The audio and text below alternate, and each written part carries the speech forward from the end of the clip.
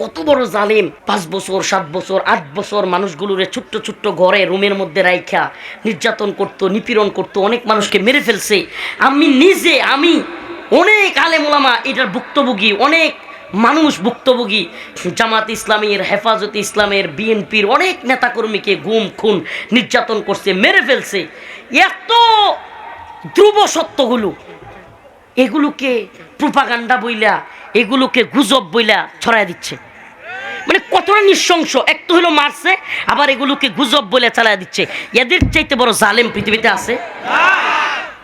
এরা তো জুলাই আগস্টে যে হেলিকপ্টার থেকে গুলি করছে, এদেশের শত শত ছাত্র জনতাকে মারছে, এইটাই অস্বীকার করে। আর আয়না গর্ত কেটে যে কইছে, এরা পারলে এদের বাপ মারে অস্বীকার করবে।